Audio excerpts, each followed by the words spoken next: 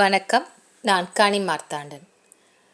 இன்றைய ஜோதிட வகுப்பில் நீங்கள் தெரிந்து கொள்ள இருப்பது ஒரு கிரகம் இந்த நட்சத்திர காலில் நிற்கிறது, நட்சத்திர சாரம் பெற்று நிற்கிறது அப்படின்னு சொல்லி ஜோதிடத்தில் ஒரு வழக்கு இருக்கு. வழக்குன்னா என்னது? பேசுறது. அப்படின்னா என்ன அர்த்தம்? இதை வைத்து என்ன கணிக்க முடியும்? இதுவரைக்கும் இருக்கின்ற ஜோதிட வகுப்புகளில் இந்த நட்சத்திர சாரம், நட்சத்திரம் எந்த காலில் நிற்குது அப்படிங்கிறத பற்றி நான் இது வரைக்கும் எந்த வகுப்புமே உங்களுக்கு சொல்லித்தரல. இந்த ஜோதிட வகுப்பில் மிகவும் முக்கியமான இந்த நட்சத்திர சாரங்கள் எதற்காக எப்படி பயன்படுத்தணும் இன்னைக்கு வகுப்பில் நீங்கள் தெரிஞ்சுக்கலாம்.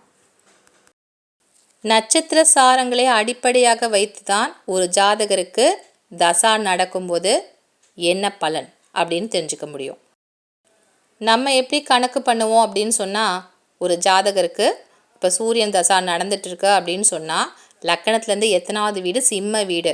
அப்போ அந்த வீட்டினுடைய பலன்கள் அந்த ஜாதகருக்கு கிடைக்கும் அப்படின்னு நினைப்போம். அப்படி இல்லைன்னா ஜாதகத்தில் சூரியன் எந்த ராசி கட்டத்தில் போய் இருக்காரோ அந்த பலன்கள் அந்த ஜாதகருக்கு இந்த சூரியன் தசாவில் கிடைக்க போகுது அப்படின்னு நினச்சிட்டு இருப்போம். ஆனால் அந்த பலன்கள், அந்த பாவங்கள் எதுவுமே அந்த ஜாதகருக்கு அந்த தசாவில் நடக்காது. ரொம்ப கஷ்டமாக இருக்கலாம், இல்லை எதிர்பார்த்ததை விட கொஞ்சம் அதிகப்படியான நல்ல விஷயங்கள் அந்த ஜாதகருக்கு நடக்கலாம். இது எப்படி நடக்குது அப்படின்னு சொன்னால், சூரியன் தசா நடத்துகிறாரு அப்படின்னு சொன்னால் அவர் நின்ன நட்சத்திர சாரம்தான் அந்த தசாவையே நடத்த போகுது. சூரியனுடைய தசாவானது 6 ஆண்டுகள். இந்த 6 ஆண்டுகளும் சூரியன் நின்ற நட்சத்திர சாரத்தின் அதிபதியே அதனுடைய பாவங்களும் தான் இயங்க போகுது. இது எப்படி தெரிஞ்சுக்கணும், ஒரு தசா எப்படி செயல்பட போகுது அப்படிங்கிறத பற்றி தான் இந்த பதிவில் நீங்கள் தெரிஞ்சுக்க போகிறீங்க. நட்சத்திரங்களை அடிப்படையாக வைத்து எப்படி ஒரு ஜாதகத்தில் அதனுடைய சாரம் என்ன, அது என்ன பலன்களை தரும் அப்படிங்கிறத பற்றி தான் நம்ம தெரிஞ்சுக்கணும். இப்போ ஜாதகத்தில் சூட்சமமான பல விஷயங்கள் நான் உங்களுக்கு ஏற்கனவே சொல்லியிருக்கேன், எப்படி நுட்பமாக சில விஷயங்களை நம்ம கணிச்சு பார்க்கணும் அப்படின்ட்டு. இருந்தாலும் இந்த நட்சத்திர சாரம் என்பது சூட்சமங்களின் சூட்சமம் அப்படின்னு சொல்லலாம். ஏன்னா அந்த அளவிற்கு இதனுடைய பலன்கள் ரொம்ப வீரியமாக நம்ம தெரிஞ்சுக்க முடியும். துல்லியமாக கணிக்கணும் அப்படின்னு சொன்னால் நட்சத்திர சாரத்தை பார்க்கணும்.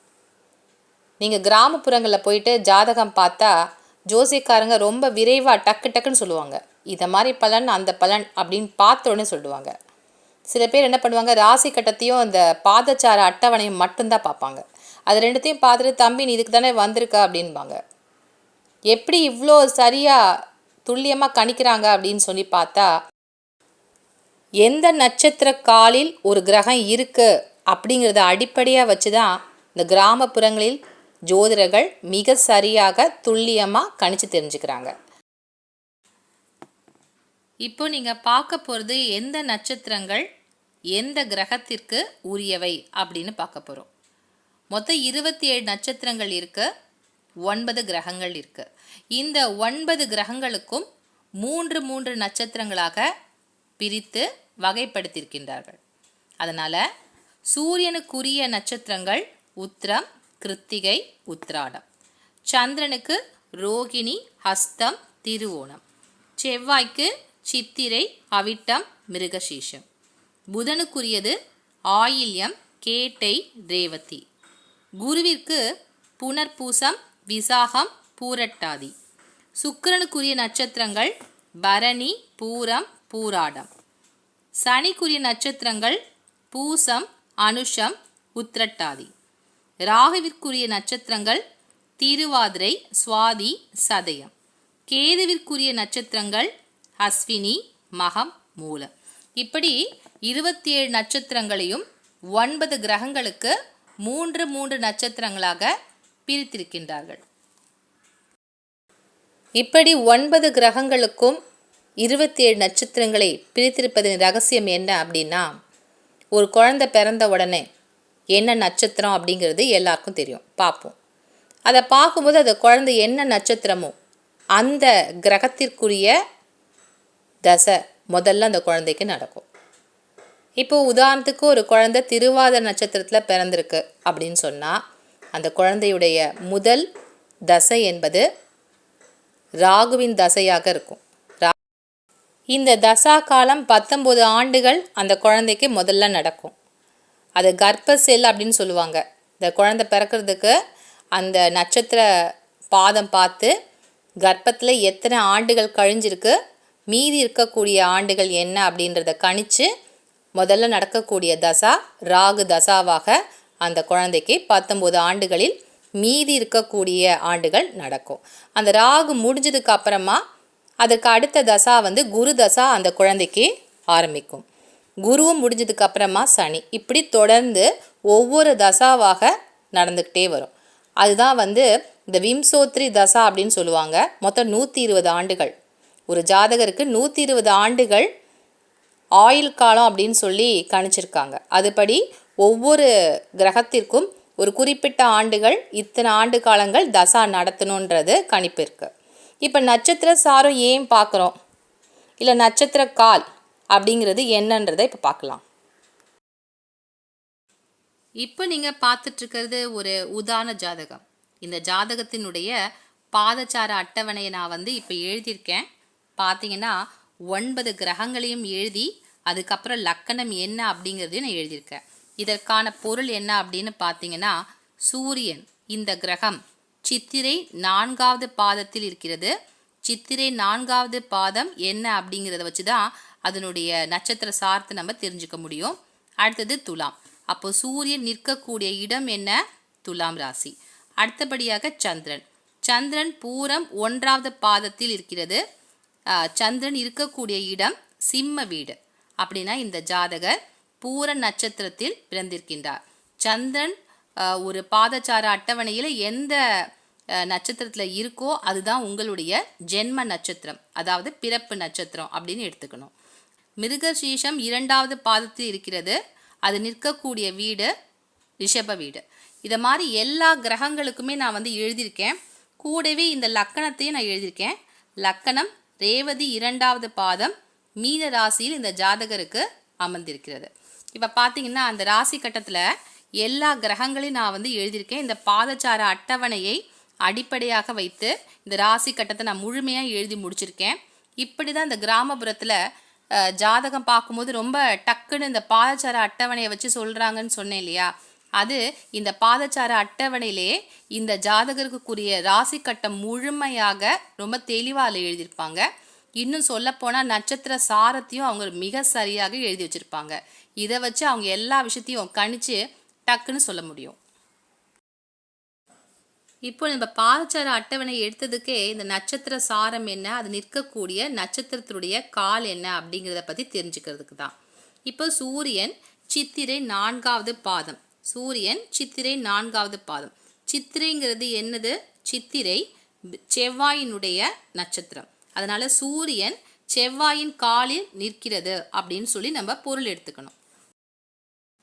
இப்போ சந்திரன் பூரம் 1வது பாதத்தில் இருக்கு அப்படின்னு சொன்னா சந்திரன் நிற்கக்கூடிய நட்சத்திர கால் எது, பூர நட்சத்திரம். அப்படின்னா சுக்கிரனுடைய சாரம் வாங்கி இந்த சந்திரன் இந்த ஜாதகருக்கு இருக்கு அப்படின்னு சொல்லி பொருள் எடுத்துக்கணும். இதற்குரிய பலன்கள் என்ன அப்படிங்கிறதையும் நம்ம இப்போ தெரிஞ்சுக்கலாம்.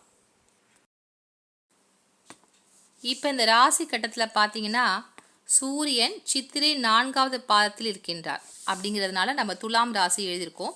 அதே சித்திரை 2வது பாதத்தில் சுக்கிரன் கன்னி ராசியில் இருக்காரு. அதனால கன்னின்னு சொல்லி எழுதுறதுனால சுக்கிரன் கன்னி வீட்டில் இருக்காரு. இது எப்படி, இரண்டுமே ஒரே நட்சத்திரங்கள் என்றாலும் இந்த இரண்டினுடைய பாதங்களும் வித்தியாசப்படுகிறது. முதல் 2 பாதங்கள் சித்திரையில் வரக்கூடிய முதல் 2 பாதங்கள் கன்னி வீடு அப்படிங்கிறதுனால சுக்கிரன் கன்னி வீட்டில் இருக்காரு. 3-4 பாதங்கள் துலாம் ராசி. அதனால துலாம் ராசியில் சூரியன் இருக்காரு. அதே மாதிரி புதனும் பார்த்தீங்கன்னா சித்திரை 4வது பாதம் அப்படிங்கிறதுனால இந்த இடத்துல புதனை எழுதி வச்சிருக்கேன். அதற்கு அடுத்தபடியாக கேது. இந்த கேது நிற்கக்கூடியது சுவாதி 4வது பாதம்.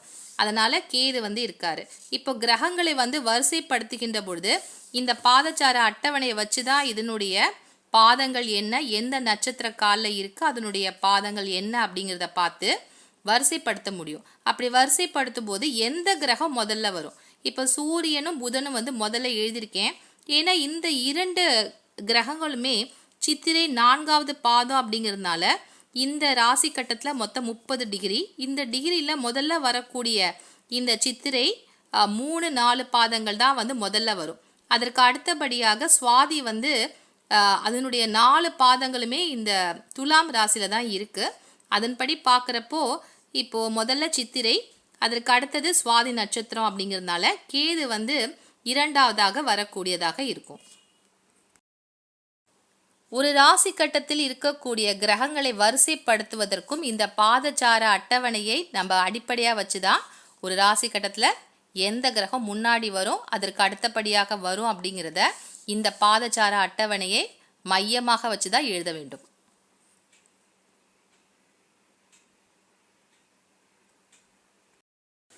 இப்போ உங்களுக்கு இந்த பாதச்சார அட்டவணையை அடிப்படையாக வச்சு எப்படி ராசி கட்டத்தை எழுதணும், அதில் இருக்கக்கூடிய கிரகங்களுடைய வரிசை எப்படி எழுதணும், இதெல்லாம் உங்களுக்கு புரிஞ்சிருக்கும் அப்படின்னு நினைக்கிறேன். இப்போ அதற்கு அடுத்தபடியான இந்த சூட்சமங்களின் சூட்சமம் அப்படின்னு சொன்னேன் இல்லையா, நட்சத்திர சாரம், அதை பற்றி தெரிஞ்சுக்கலாம். இப்போ ஒரு கிரகம் வந்து சூரியன் வந்து சித்திரை 4வது பாதத்தில் இருக்கார். நம்மளை பொறுத்த வரைக்கும் அது சூரியன் தான் அங்கே இருக்காரு அப்படின்னு நினச்சிட்ருக்கோம். ஆனால் உள்ளுக்குள்ளே இருந்து இயங்கக்கூடியவர் யார் அப்படின்னு பார்த்தீங்கன்னா, சித்திரைங்கிறது செவ்வாய் நட்சத்திர காலில் இருக்குது. அப்படின்னா சூரியனை இயக்கக்கூடியவர் யார்? செவ்வாய். இப்படி தான் வந்து பொருள் எடுத்துக்கணும். வெளியில் பார்க்குற தோற்றம் வந்து சூரியனாக இருந்தாலும் அவர் செய்யக்கூடிய வேலையை யார் செய்ய போகிறாரு? செவ்வாய் தான் செய்ய போகிறாரு. அதற்கு ஒரு உதாரணம் சொல்லலாம். இப்போ ஒரு பாட்டிலில் ஷாம்பு அப்படின்னு சொல்லி எழுதி வச்சுருக்காங்க, ஒரு பிராண்டடான ஒரு ஷாம்பு. ஆனால் உள்ளே இருக்கிறது தண்ணின்னு வச்சுக்கோங்க. நீங்கள் அதை தலைக்கு குளிக்கும் போது உங்களுக்கு ஷாம்பு மாதிரி நுர வராது, வெறும் தண்ணி மட்டும்தான் இருக்கும்.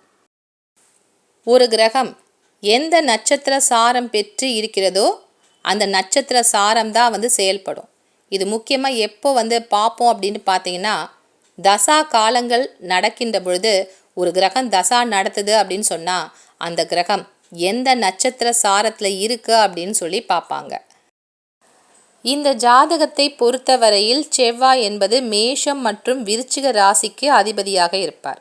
லக்கணத்திலிருந்து செவ்வாயினுடைய வீடு வந்து 2வது வீடாக இந்த ஜாதகருக்கு செயல்படும். அடுத்தது விருச்சிகம் என்பது 9வது ஸ்தானத்தை குறிக்கக்கூடியது. ரிஷபம் என்பது இந்த ஜாதகருக்கு செவ்வாய் இருக்கக்கூடிய வீடு. அதனால தான் இந்த 3 பாவங்களும் இந்த ஜாதகருக்கு தொடர்ச்சியாக நடைபெறும். இப்போது இந்த சூரிய தசாவில் என்னென்ன ஸ்தானங்கள் இயங்கும் அப்படின்னு சொல்லி பார்த்தீங்கன்னா, 2வது ஸ்தானம், 9வது ஸ்தானம், 3வது ஸ்தானம், இந்த 3 ஸ்தானங்களும் இயங்கும். இப்போது 2வது ஸ்தானங்கிறது தனம், வாக்கு, குடும்பம். அதற்கு அடுத்தபடியாக 9வது ஸ்தானம், இது பாக்கியஸ்தானம், தந்தை ஸ்தானம். இந்த ஸ்தானமும் இந்த ஜாதகருக்கு சூரிய தசாவில் இயங்கும். அதற்கு அடுத்தபடியாக 3வது ஸ்தானம் என்பது முயற்சி ஸ்தானம், தைரியஸ்தானம், சகோதர ஸ்தானம். அதனால இந்த 3 விஷயங்களும் இந்த ஜாதகருக்கு ஒன்றன் பின் ஒன்றாக நடக்க ஆரம்பிக்கும். இதை வந்து நீங்கள் ஜாதகத்தில் இன்னும் உள்ளே போய் பார்க்கும்போது இந்த தசாவில் என்னென்ன விஷயங்கள் நடக்கும் அப்படின்றத வரிசைப்படி நம்ம தெரிஞ்சுக்க முடியும். எல்லாரும் என்ன நினைப்போம், சூரியன் வந்து இந்த ஜாதகரை பொறுத்த வரையில் பார்த்தீங்கன்னா, சூரியன் வந்து லக்கணத்திற்கு 8ஆம் இடத்துல இருக்கிறதுனால ஆயிலில் கை வைப்பாரா அப்படிங்கிற மாதிரி நம்ம யோசிக்கலாம்.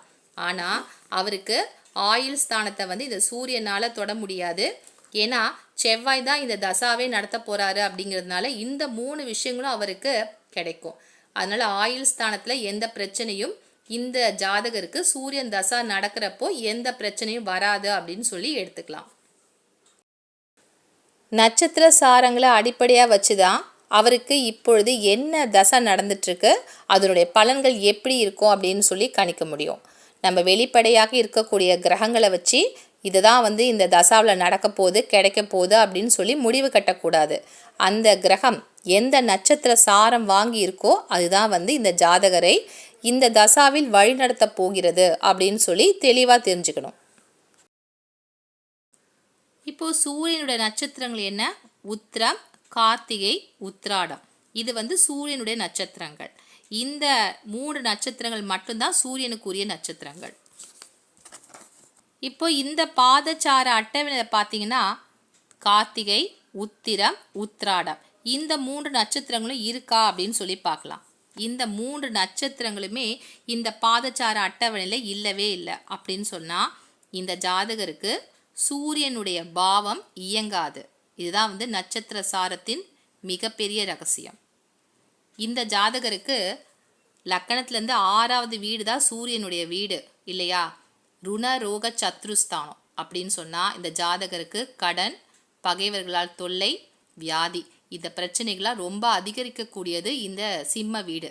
இந்த சிம்ம வீடு இயங்கணும், இந்த ஜாதகருக்கு கடன் அதிகமாக வரணும், இல்லை வியாதியால் பிரச்சனைகள் வரணும், பகைவரால் சொல்ல முடியாத பிரச்சனைகள் வரணும் அப்படின்னு சொன்னால் இந்த பாவம் இயங்கணும். இந்த பாவம் இயங்கிறதுக்கு ஏதாவது அமைப்பு இருக்கா அப்படின்னு சொல்லி பார்த்தா இந்த ஜாதகருக்கு சூரியனுடைய நட்சத்திரங்களான கார்த்திகை, உத்திரம், உத்திராடம் இந்த 3 நட்சத்திரத்தில் எந்த கிரகமுமே இல்லை அப்படின்னு சொன்னால் இந்த ஜாதகருக்கு இந்த 6வது பாவமான சிம்ம வீடு இயங்காது.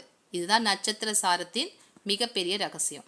ஒரு கிரகம் தன்னுடைய நட்சத்திர சாரத்தை எந்த கிரகங்களுக்கும் தரவில்லை என்றால், அந்த நட்சத்திர பாதத்தில் எந்த கிரகமுமே இல்லை அப்படின்னு சொன்னால் அந்த பாவம் இயங்காது. அப்படின்னா எந்த பாவம் இந்த சூரியனுக்கு இயங்கும் அப்படின்னு பார்த்தீங்கன்னா 8ஆம் இடத்துல சூரியன் இருக்கிறதுனால அது இயங்கும் அப்படின்னு சொல்லி நம்ம நினைக்கலாம். ஆனால் 6க்குரியவர் 8ஆம் இடத்துல இருக்கிறது என்ன அர்த்தம்? அதுக்கு ஒரு யோகம் இருக்குது. அதுக்கு பேர் விபரீத ராஜயோகம் அப்படின்னு பேர். அதனால் இந்த ஜாதகருக்கு ரொம்ப பெரிய பிரச்சனைகள் இருக்காது அப்படின்னு சொல்லி தெரிஞ்சுக்கலாம். ஒரு தசை நடக்கும்போது அந்த தசையை யார் நடத்த போகிறாரு, அவர் என்ன பாவங்களை இயக்கி என்ன பலன்களை தரப்போகிறாரு அப்படிங்கிறதுக்கான சூட்சமம் என்னங்கிறது உங்களுக்கு இந்த நட்சத்திர சாரம் வச்சு தான் தெரிஞ்சுக்க முடியும். அது உங்களுக்கு புரியும் அப்படின்னு நினைக்கிறேன். நட்சத்திர சாரம் இருக்குது அப்படின்னு சொன்னால் தான் அந்த பாவமே இயங்கும். நட்சத்திர சாரம் பார்க்குறது எப்படி, ஒரு கிரகம் எந்த நட்சத்திர காலில் இருக்குது அப்படிங்கிறத பற்றி இன்றைக்கி வகுப்பில் நீங்கள் புரிஞ்சிட்ருப்பீங்கன்னு நான் நினைக்கிறேன். அடுத்த வகுப்பில் இன்னும் பல சுவாரஸ்யமான விஷயங்களுடன் உங்களை சந்திக்கின்றேன். நன்றி, வணக்கம்.